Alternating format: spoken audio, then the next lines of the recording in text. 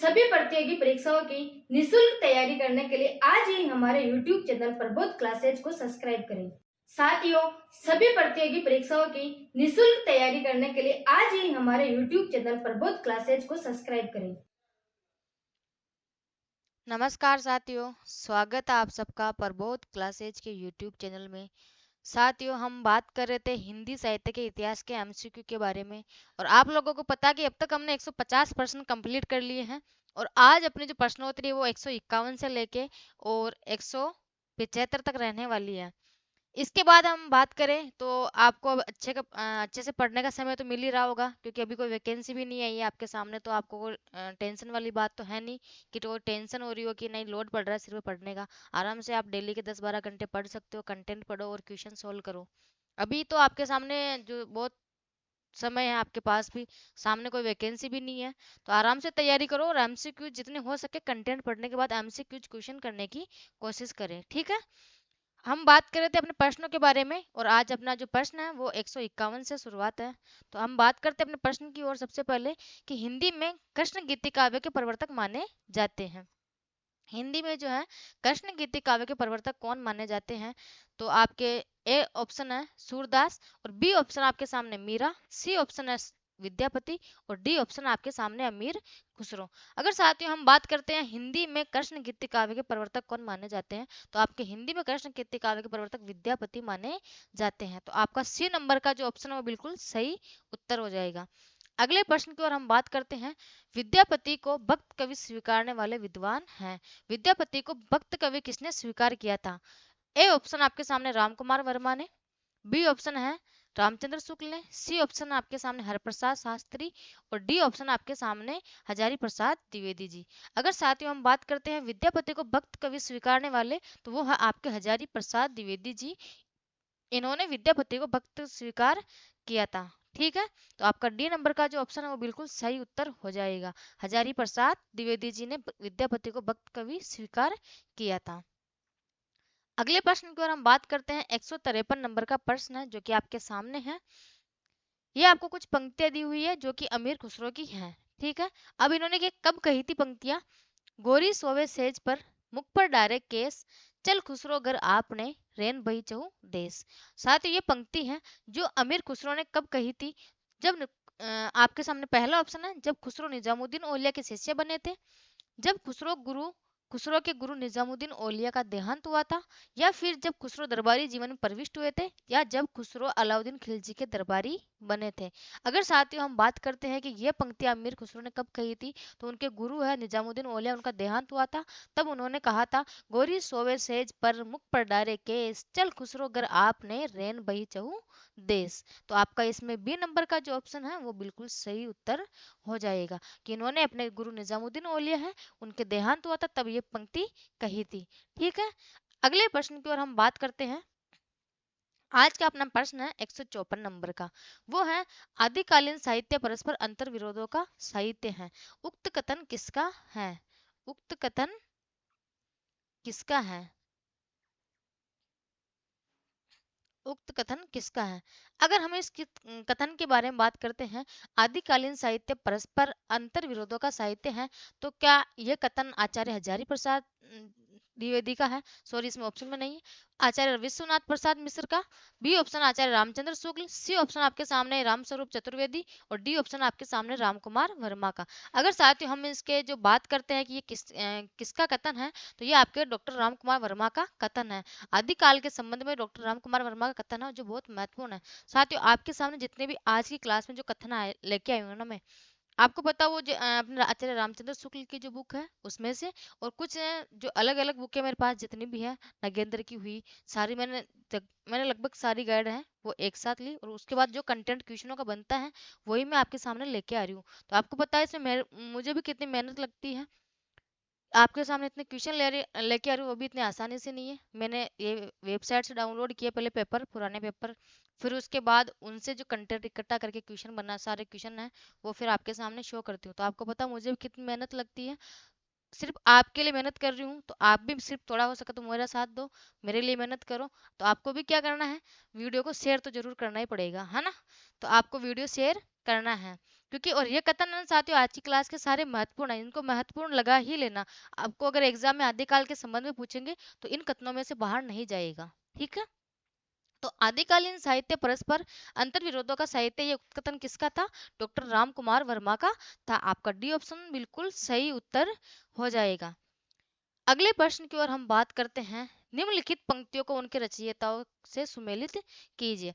आपको इस इधर सूची 1 दी हुई है और इधर सूची 2 दी हुई है। अगर हम बात करते हैं पहली पंक्ति के बारे में, जो पंक्ति दी हुई है, ये पंक्ति किसकी है? नगर बाहिर डोबी तोहरी कुड़िया छाई। ये पंक्ति किसकी? तो साथियों ये आपके हैं कणप्पा की, तो ये आपके कणप्पा बी नंबर का ऑप्शन हो जाएगा। आगे हम बात करते हैं का तरुवर पंच विडाल। का तरुवर पंच बिडाल, ये पंक्ति किसकी साथियों? तो ये पंक्ति हो जाएगी आपके लुईपा की। तो लुईपा आपके नंबर 1 पर, तो आपके नंबर 1 हो जाएगा। का तरुवर पंच बिडाल, तो एक पंक्ति किसकी है? लुईपा की। अगली पंक्ति के बारे में हम बात करते हैं, सी नंबर की पंक्ति के बारे में। कड़वा बोलना बोलिस नारी।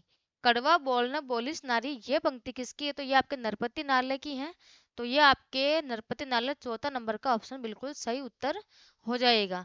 अब बच्चे आपके जो बचे हुए ऑप्शन से हो जाएगी, तो मोरा जोबना नवेलरा भयो है गुलाल, ये पंक्ति किसकी? तो आपके ये खुसरो की है। तो ये आपका तीसरा नंबर का ऑप्शन हो जाएगा। अगर हम इसके उत्तर की बात करते हैं तो इसमें आपके जो हो जाएगा वो दूसरा, फिर उसके बाद पहला, फिर उसके बाद आपके चौथा और फिर तीसरा।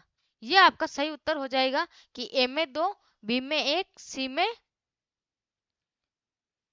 में 4 और डी में 3।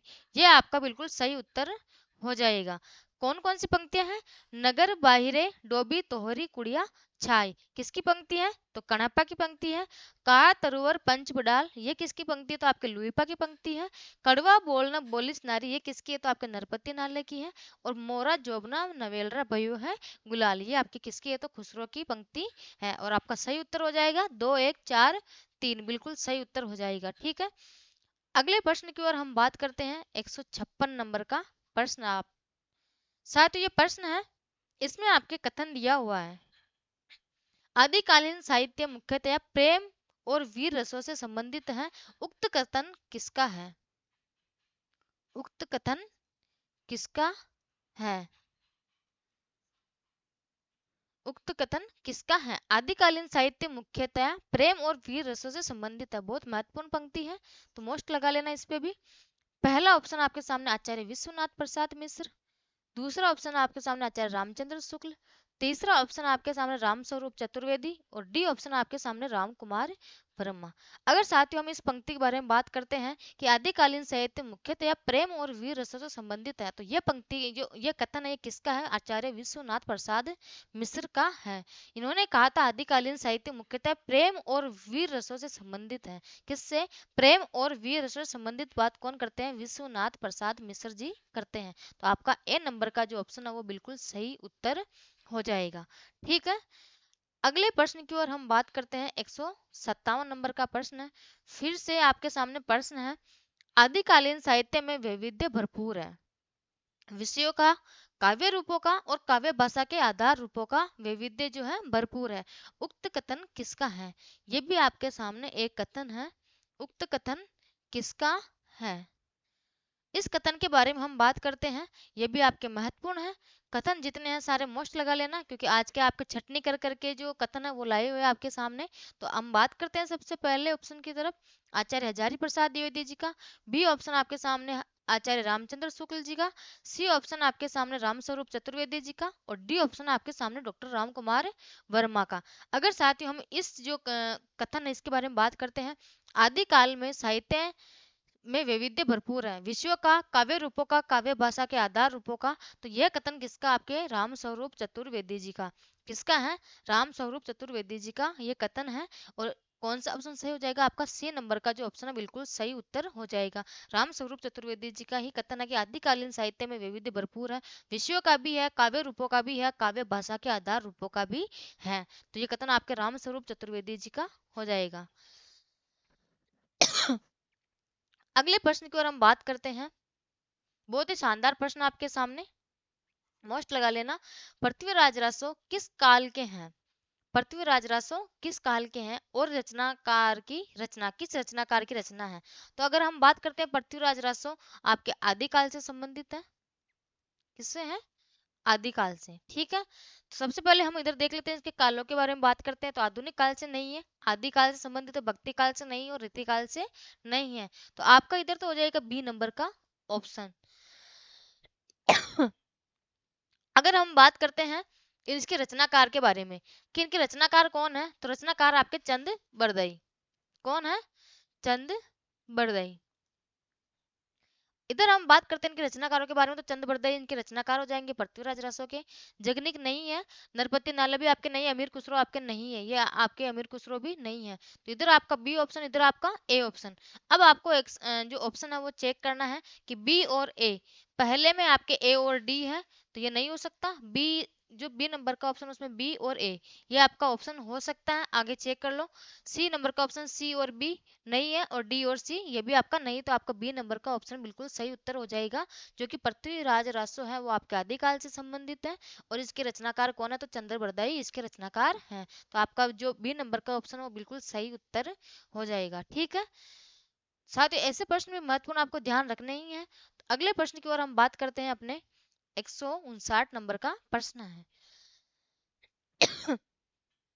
वर्ण रत्नाकर ग्रंथ के रचयिता हैं।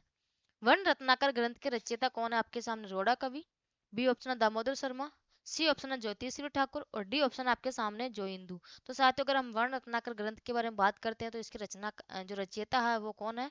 ज्योतिषी ठाकुर। आपका सी नंबर का जो ऑप्शन है वो बिल्कुल सही उत्तर हो जाएगा। अगले प्रश्न की हम बात करते हैं। 160 नंबर का प्रश्न है। आदिकालीन कवि मनुष्य को ईश्वर के रूप में विचित्र करना चाहता है। जो आदिकालीन कवि है वो मनुष्य को ईश्वर के रूप में विचित्र करना चाहता है, यह उक्त कथन किसका है? इसके आगे लिख लो, उक्त कथन किसका है या फिर किस कवि का है। ठीक है, ये भी आपके महत्वपूर्ण है, तो मोस्ट लगा लो। आदिकालीन कवि मनुष्य को ईश्वर के रूप में विचित्र करना चाहता है, ये किसने कहा था? तो आपके सामने ए ऑप्शन है आचार्य हजारी प्रसाद द्विवेदी जी, बी ऑप्शन है आपके सामने आचार्य रामचंद्र शुक्ल, सी ऑप्शन आपके सामने राम स्वरूप चतुर्वेदी और डी ऑप्शन आपके सामने राम कुमार वर्मा। अगर हम इसके उत्तर के बारे में बात करते हैं साथियों, आदिकालीन कवि मनुष्य को ईश्वर के रूप में विचित्र करना चाहता है, यह कथन आपके राम स्वरूप चतुर्वेदी जी का है। तो आपका इसमें सी नंबर का जो ऑप्शन है बिल्कुल सही उत्तर हो जाएगा। इन्होंने कहा था आदिकालीन कवि मनुष्य को ईश्वर के रूप में विचित्र करना चाहता है। ठीक है, तो आपका सी नंबर का ऑप्शन बिल्कुल सही उत्तर हो जाएगा। अगले प्रश्न की ओर हम बात करते हैं। 161 नंबर का प्रश्न है। आदिकालीन साहित्य भाषा की दृष्टि से अपभ्रंश का ही बढ़ावा। बहुत महत्वपूर्ण, वेरी वेरी मोस्ट, ऐसे मान लो साथियों, ये कथन भी आपके लिए बहुत मोस्ट है। तो यह कथन किसका है? यह कथन किस कवि का है? किस कवि का है? ठीक है, आदिकालीन साहित्य भाषा की दृष्टि से अपभ्रंश का ही बढ़ाव है। पहला नंबर का ऑप्शन आपके सामने आचार्य हजारी प्रसाद द्विवेदी जी, दूसरा नंबर का जो ऑप्शन आपके सामने आचार्य रामचंद्र शुक्ल जी, सी ऑप्शन आपके सामने राम स्वरूप चतुर्वेदी जी और डी ऑप्शन आपके सामने राम कुमार वर्मा। अगर हम इस कथन के बारे में बात करें साथियों, तो इस कथन को देने वाले कौन है आपके? तो वो है आचार्य हजारी प्रसाद द्विवेदी जी। इन्होंने कहा था आदिकालीन साहित्य भाषा की दृष्टि से अपभ्रंश का ही बढ़ाव है। तो आपका ए नंबर का जो ऑप्शन है बिल्कुल सही हो जाएगा, आचार्य हजारी प्रसाद द्विवेदी जी। ठीक है, अगले प्रश्न की ओर हम बात करते हैं। 162 नंबर का प्रश्न आपके सामने फिर से कथन है। ये भी मोस्ट है आपके सामने। आदिकाल के कथन आपके जो महत्वपूर्ण है वो सारे मैं आपके सामने लेके आई हूँ, तो आपके सामने मोस्ट जो कथन है इसको ध्यान में रखना है अच्छे से।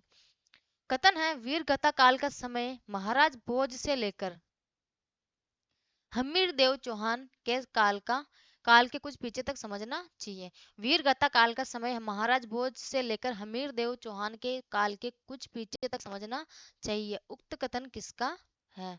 उक्त कथन किसका है? अगर इस कथन के बारे में हम बात करते हैं, पहला ऑप्शन आपके सामने आचार्य हजारी प्रसाद द्विवेदी जी, बी ऑप्शन आपके सामने आचार्य रामचंद्र शुक्ल जी, सी ऑप्शन आपके सामने राम स्वरूप चतुर्वेदी जी और डी ऑप्शन आपके सामने राम कुमार वर्मा। सर थोड़ा पानी पिला देना मुझे, खांसी बहुत हो रही है, तो खांसी की वजह से मुझे थोड़ा पानी पीना ही है। तब तक आप प्रश्न का उत्तर देने की कोशिश करें कि आपको प्रश्न का उत्तर।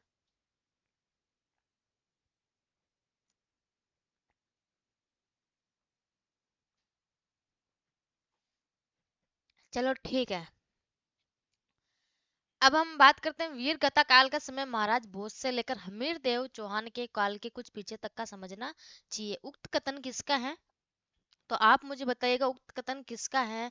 तो ये आपके उक्त कथन है, ये किसका था? तो आपके आचार्य रामचंद्र शुक्ल जी का कथन है। इन्होंने कहा था कि वीर गाथा काल का समय महाराज भोज से लेकर हमीर देव चौहान के काल के कुछ पीछे तक समझना चाहिए। आदिकाल को वीर गाथा काल भी किसने कहा था? आचार्य रामचंद्र शुक्ल जी ने कहा था।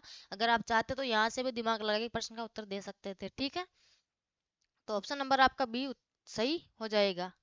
अगले प्रश्न की ओर हम बात करते हैं विद्यापति के पद किस भाषा में रचित है। ये भाषा का नाम पूछ रहा है, कौन सी भाषा में रचित है विद्यापति के पद। तो आपके हम बात करते हैं पहला ऑप्शन पहाड़ी, बी ऑप्शन आपके सामने अवधी, सी ऑप्शन आपके सामने मैथिली और डी ऑप्शन आपके सामने पिंगल भाषा। अगर हम विद्यापति के पदों के बारे में बात करते हैं कि इनके पद जो है वो मैथिली भाषा में थे। कौन सी भाषा में? मैथिली भाषा में रचित थे। तो आपका सी नंबर का जो ऑप्शन है वो बिल्कुल सही उत्तर हो जाएगा। अगले प्रश्न की ओर हम बात करते हैं 164 नंबर का प्रश्न आज का। प्राकृत की अंतिम अपभ्रंश अवस्था से ही हिंदी साहित्य का आविर्भाव माना जा सकता है। यह कथन किसका है? यह कथन किसका है? फटाफट से उत्तर देने की कोशिश करो मुझे कि ये प्राकृत की अंतिम अपभ्रंश अवस्था से ही हिंदी साहित्य का आविर्भाव माना जा सकता है और ये कथन किसका है। ये बहुत महत्वपूर्ण कथन है साथियों, इसको भी याद रखना ही है। ए ऑप्शन आपके सामने आचार्य हजारी प्रसाद द्विवेदी जी, बी ऑप्शन आपके सामने आचार्य रामचंद्र शुक्ल, सी ऑप्शन आपके सामने राम स्वरूप चतुर्वेदी और डी ऑप्शन आपके सामने राम कुमार वर्मा। अगर हम इस कथन के बारे में बात करते हैं साथियों, प्राकृत की अंतिम अपभ्रंश अवस्था से ही हिंदी साहित्य का आविर्भाव माना जा सकता है, तो यह कथन आपके आचार्य रामचंद्र शुक्ल जी का है। इन्होंने ये कथन दिया था आदिकाल के संबंध में कि प्राकृत की अंतिम अपभ्रंश अवस्था से ही हिंदी साहित्य का आविर्भाव माना जा सकता है। तो यह आपके आचार्य रामचंद्र शुक्ल का कथन है। ठीक है, तो आपका बी नंबर का जो ऑप्शन है बिल्कुल सही उत्तर हो जाएगा।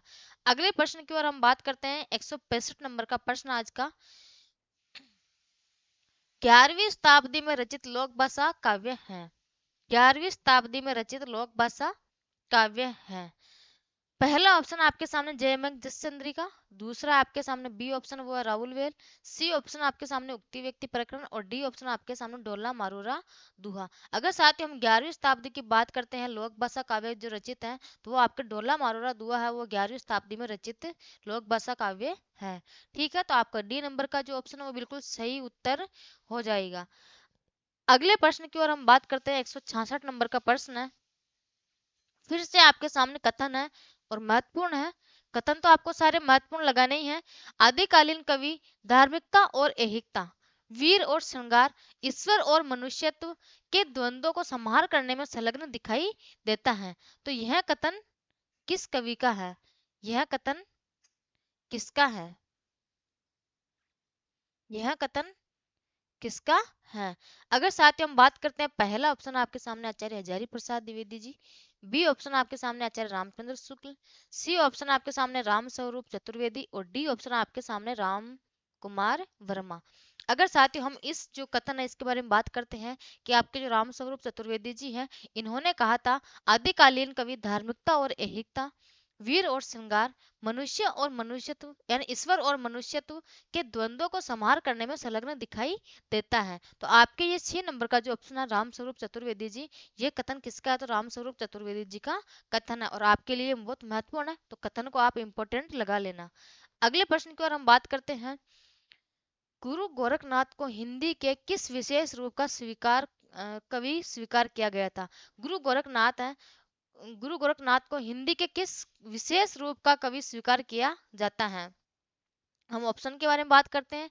ए ऑप्शन आपके सामने निर्गुण भक्त कवि, बी ऑप्शन आपके सामने प्राकृत काल के कवि, सी ऑप्शन आपके सामने पुरानी हिंदी के कवि और डी ऑप्शन आपके सामने वो है बौद्ध तांत्रिक सिद्ध कवि। अगर हम इसके उत्तर के बारे में बात करते हैं साथियों, तो जो आपके गोरखनाथ है हिंदी के, वो पुरानी हिंदी के कवि माने जाते हैं, इसको पुरानी हिंदी के कवि के रूप में स्वीकार किया गया था। तो आपका जो सी नंबर का ऑप्शन है वो बिल्कुल सही उत्तर हो जाएगा। अगले प्रश्न की ओर हम बात करते हैं। 168 नंबर का प्रश्न आज का अपना, वो आपके सामने पंक्ति है एक, महु और बुझई कुसुम रस कब कलासु छइल सज्जन पर उर आर मन दुज्जन नाम मल्ले मईल। क्या है पंक्ति? महु और बुझई कुसुम रस कब कलासु छइल सज्जन पर उर आर मन दुज्जन नाम मईल। उक्त पंक्ति किसकी है? पहला ऑप्शन आपके सामने सरयपाद की, बी ऑप्शन आपके सामने कुशल लाभ की, सी ऑप्शन आपके सामने उमापति की, और डी ऑप्शन आपके सामने विद्यापति की। अगर साथ ही हम इसके उत्तर के बारे में बात करते हैं कि ये किसकी पंक्ति है, तो ये आपके विद्यापति की पंक्ति है। किसकी है? विद्यापति की पंक्ति है। अगले प्रश्न की ओर हम बात करते हैं। 169 प्रश्न है, शायद ही भारतवर्ष के इतिहास शायद ही भारतवर्ष के साहित्य के इतिहास में आदिकाल के समान इतने विरोधों स्वतः व्यागतों का युग कभी आया होगा। साथ ही इसको तो वेरी वेरी मोस्ट लगा ही लेना। अगर आपको मिलेगी आदिकाल में से तो दो पंक्ति मिलेगी। एक तो मैंने पहले पिछली बताई थी, वो उसमें मैंने वेरी वेरी मोस्ट लगवाया था, और दूसरी आपकी ये पंक्ति है जो कि बहुत महत्वपूर्ण है। तो यह कथन किसका है? यह कथन किसका है? ऑप्शन के बारे में हम बात करते हैं। ए ऑप्शन आपके सामने आचार्य हजारी प्रसाद द्विवेदी जी, बी ऑप्शन आपके सामने आचार्य रामचंद्र शुक्ल, सी ऑप्शन आपके सामने रामस्वरूप चतुर्वेदी, और डी ऑप्शन आपके सामने राम कुमार वर्मा। अगर साथियों हम इस कथन के बारे में बात करते हैं तो ये आपके हो जाएगा कथन आचार्य हजारी प्रसाद द्विवेदी जी के द्वारा दिया गया कथन है। इन्होंने कहा था, शायद ही भारतवर्ष के साहित्य के इतिहास में आदिकाल के समान इतने विरोधों स्वतः व्यागतों का युग कभी आया होगा। तो ये कथन किसका है? आचार्य हजारी प्रसाद द्विवेदी जी का कथन है। तो आपको साथ ही ये कथन भी बहुत महत्वपूर्ण है जो आपको याद रखना है। अगले प्रश्न की ओर हम बात करते हैं। आदिकाल की साहित्यिक परिस्थितियों के संबंध में कौन सा कथन सत्य है? साथ ही बहुत महत्वपूर्ण प्रश्न है ये भी। अगर आपको आदिकाल की जो कुछ इतिहास है उसकी अगर विशेषताओं के बारे में आपसे कुछ प्रश्न पूछेंगे तो आपको यहाँ से भी जो प्रश्न है वो पूछने के लायक बहुत शानदार प्रश्न बनता है। आदिकाल की साहित्यिक परिस्थितियां पूछ रहे हैं, धार्मिक परिस्थितियां नहीं पूछ रहे, धार्मिक और राजनीतिक परिस्थितियां नहीं पूछिए, और साहित्यिक परिस्थितियां पूछिए के संबंध में कौन सा कथन सत्य है। ए ऑप्शन आपके सामने धार्मिक एवं सांप्रदायिक साहित्य की प्रधानता, बी ऑप्शन आपके सामने राजाओं और आश्रयदाताओं का गुणगान जो आपके साहित्यिक परिस्थिति में देखने को मिलता है, सी ऑप्शन आपके सामने डिंगल एवं पिंगल शैलियों का प्रयोग हुआ था, और डी ऑप्शन आपके सामने वह रचनाओं में उपनाम लेखन की परंपरा हुई थी, और ई ऑप्शन आपके सामने प्रकृति के आलंबन एवं उद्दीपन दोनों रूपों का वर्णन हुआ था, और आपके सामने एफ ऑप्शन है वो है उपरोक्त सभी सही है। साथ ही आपके सामने जो कथन दिया हुआ है, कथन एक तरफ से आपके सामने कुछ वो है वो पंक्तियां दी हुई है, मोस्ट मोस्ट जो आपके है वो दी हुई है। तो आपकी जो आदिकाल की साहित्यिक परिस्थिति है इसके संबंध में कुछ आपके सामने विशेषताएं दी हुई है। ये कोई कथन नहीं है, विशेषता है। क्या है? विशेषता। तो आपके आदिकाल के साहित्यिक परिस्थितियों के संबंध में विशेषताएं कौन सी सत्य है? तो आपके धार्मिक एवं सांप्रदायिक साहित्य की प्रधानता आपको वहां देखने को मिलती है। राजाओं और आश्रयदाताओं का गुणगान उसमें है, किसमें? आदिकालीन के साहित्यिक परिस्थिति में आता है। डिंगल एवं पिंगल शैलियों का प्रयोग हुआ था। रचनाओं में उपनाम लेखन की परंपरा बहुत मिलती है अपने को देखने में, हर एक कवि के उपनाम मिलते ही हैं अपने को। प्रकृति के आलंबन एवं उद्दीपन दोनों रूपों का वर्णन हुआ था। तो यानी कि आपका जो एफ नंबर का ऑप्शन है उपरोक्त सभी सही है। तो आपका एफ नंबर का ऑप्शन जो कथन ऑप्शन है वो बिल्कुल सही है कि आपके जो ये साहित्य के संबंध में विशेषता है तो वो सारे कथन बिल्कुल सही है। और ये आपको जरूर याद रखना, अगर आपका आदिकाल के साहित्य में से जो इतिहास के संबंध में जो प्रश्न है तो आपको जितना महत्वपूर्ण धार्मिक परिस्थितियां नहीं है, राजनीतिक परिस्थितियां नहीं है, उससे ज्यादा अगर प्रश्न बनेगा तो आपको साहित्यिक परिस्थिति में से देखने मिलेगा। और आपके जो सामने महत्वपूर्ण विशेषताएं थी वो मैं आपके सामने लेके आ गई हूँ। ठीक है, आपको इन विशेषताओं को ध्यान में रखना है। अगले प्रश्न की ओर हम बात करते हैं। 171 नंबर का प्रश्न है, हेरोडोट्स ने इतिहास के निम्नलिखित 4 लक्षण बताए थे। कितने लक्षण बताए थे? 4 लक्षण बताए थे। निम्न में से सत्य कथन है। इसमें से कौन सा सत्य कथन है? तो अगर साथियों हम बात करते हैं हेरोडोटस के अनुसार इतिहास के निम्नलिखित 4 लक्षण बताए थे, वो लक्षण कौन कौन से हैं? पहला आपके सामने वैज्ञानिक इतिहास वैज्ञानिक विधा है, बिल्कुल है। बी ऑप्शन आपके सामने इतिहास मानव जाति से संबंधित होता है, बिल्कुल साथियों इतिहास मानव जाति से संबंधित होता है। तो आपका बी जो दूसरा नंबर का ऑप्शन है बिल्कुल सही उत्तर हो जाएगा। तीसरा ऑप्शन आपके सामने इतिहास तर्क संगत विधा है, इतिहास तर्कसंगत विधा। सर एक मिनट, जो इसको चार्ज लगा दो। इतिहास तर्क संगत विधा है, तो आपका तीसरा नंबर का ऑप्शन बिल्कुल सही उत्तर हो जाएगा। चौथा नंबर का जो ऑप्शन आपका इतिहास शिक्षाप्रद विधा है, तो बिल्कुल इतिहास शिक्षाप्रद विधा भी है।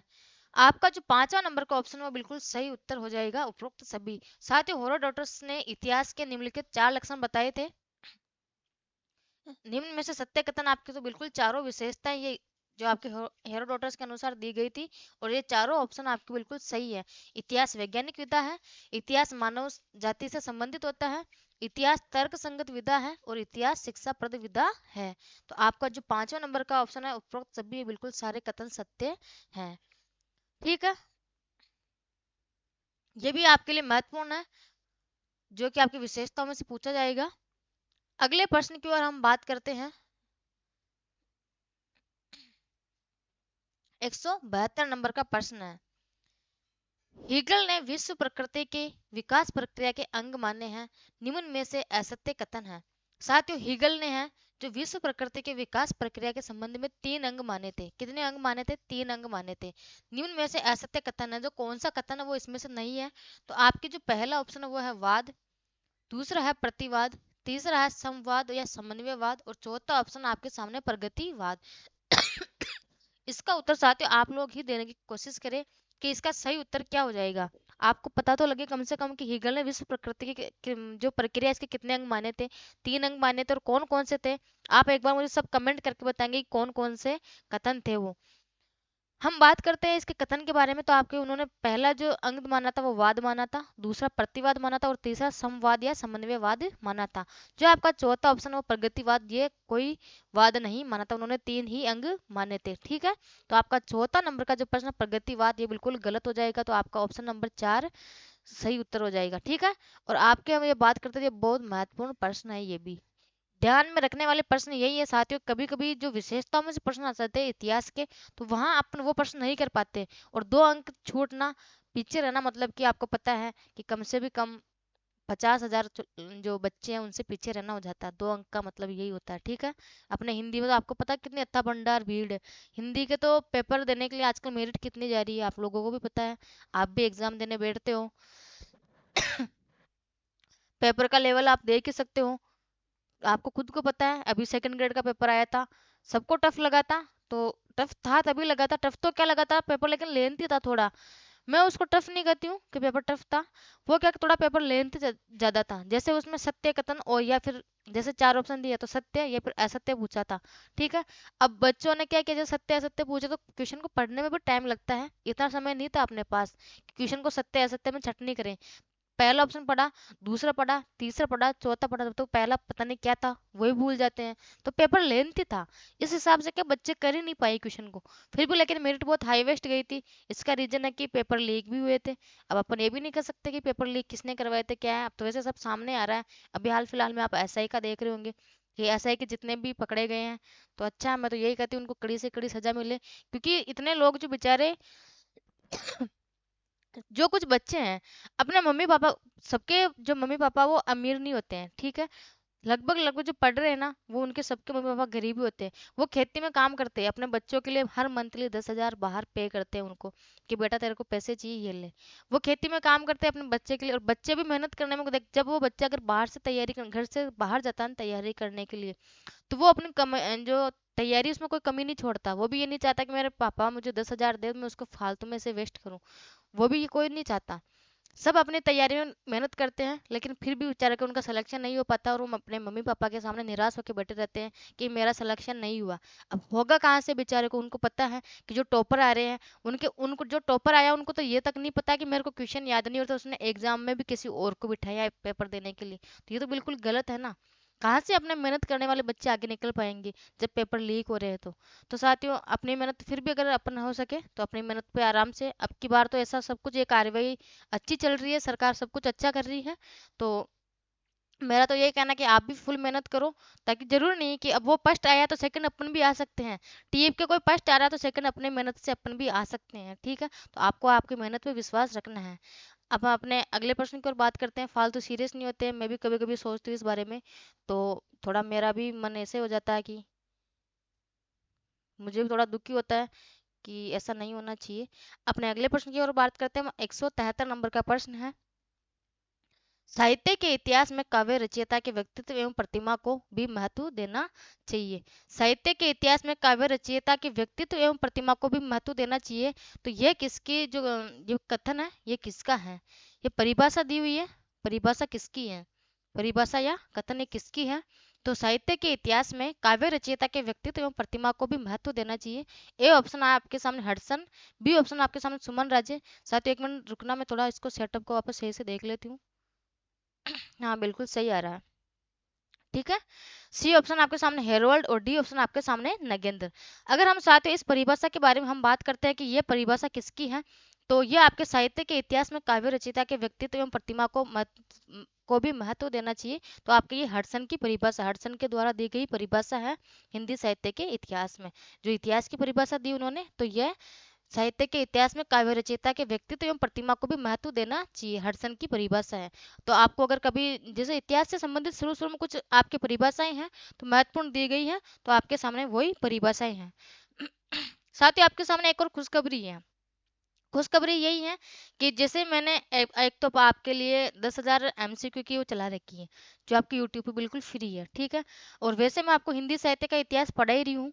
तो हिंदी साहित्य का इतिहास हो सकता है कि मैं भी इतना डीप नहीं पढ़ा पाऊँ जितना आपको कहीं लिखा हुआ मिले, क्योंकि इतना डीप भी यूट्यूब पे पढ़ाना, आपको पता है कि एक एक दो दो घंटे क्लास हो जाती है, तो मैं इतना नहीं ले पाती हूँ। तो आपके सामने मेरे कुछ नोट्स की जो नोट्स अवेलेबल हुए, मेरे अभी लॉन्च होने वाले हैं कुछ ही महीनों में। कुछ ही महीनों मतलब कि कुछ ही दिनों में, लगभग एक महीना, मान लो एक महीना 2 महीना लास्ट है आपके सामने। तो वो नोट्स आपके सामने लॉन्च होने वाले हैं। अगर मैं कहती हूँ, अगर वो जो बंदे हैं, जो भी स्टूडेंट है, उन नोट्सों को पढ़ लेंगे ना, तो मैं ये कहती हूँ कि गारंटी वो 70 से 80% पेपर उस नोट्सों में से दे पाएगा आराम से। ये मेरी गारंटी है। 100% की बात मैं भी नहीं करती हूँ, क्योंकि आज दिन तक ऐसी कोई गाइड, ऐसा कोई नोट्स नहीं हुआ है जो 100% दे सके। लेकिन मैं कहती हूँ कि हाँ, कि इतना जरूर कहती हूँ कि आपको कम से भी कम 70 से 80 90% आपको नोट्स में से देखने को जरूर मिलेगा। और आपको सिलेक्शन चाहिए, आपको 100% मेरिट में नहीं आना, टॉपर नहीं बनना है। ठीक है, क्योंकि आपको पता है कि आपने को सिलेक्शन से मतलब है कि सिलेक्शन हो जाना चाहिए, और सिलेक्शन आपका जो है 70% में आराम से सिलेक्शन हो जाता है। ठीक है, तो आपका जो ये उत्तर है, आपका ए नंबर का ऑप्शन बिल्कुल सही हो जाएगा। अगले प्रश्न की ओर बात करते हैं हम। 174, युग चेतना और साहित्य चेतना के समन्वय पर आधारित आदृत आधारित यानी आदृत साहित्य के इतिहास की संश्लिष्ट स्वरूप को ही हमें स्वीकार करना चाहिए। पुस्तक है कि जो आपके दी हुई है, हिंदी साहित्य का इतिहास, पृष्ठ संख्या 42 में दिया गया। अब आपको सबसे पहले ये पता होना चाहिए कि हिंदी साहित्य का इतिहास ये पुस्तक किसकी है, तो आप इसका उत्तर भी आराम से दे सकते हो। तो अब आपके सामने पहला ऑप्शन है नगेंद्र, बी ऑप्शन आपके सामने आचार्य रामचंद्र शुक्ल जी, सी ऑप्शन आचार्य हजारी प्रसाद द्विवेदी जी, और डी ऑप्शन आपके सामने हेरोल्ड।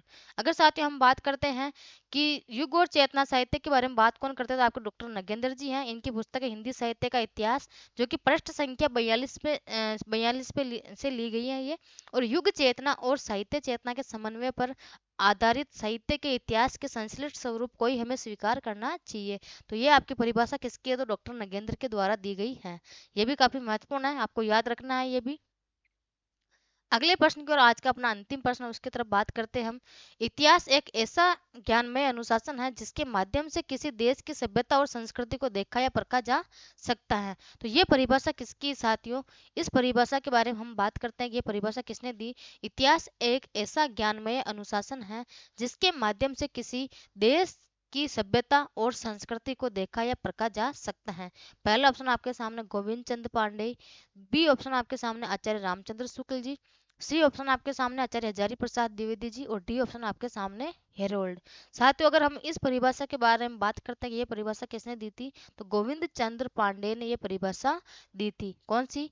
इतिहास एक ऐसा ज्ञानमय अनुशासन है जिसके माध्यम से किसी देश की सभ्यता और संस्कृति को देखा या परखा जा सकता है। तो आपकी ये परिभाषा किसकी हो जाएगी? गोविंद चंद्र पांडे की। साथियों इसी क्वेश्चन के माध्यम से आज के अपने जो 175 क्वेश्चन है, यानी कि 151 से लेके 175 तक के क्वेश्चन है वो हुए कंप्लीट।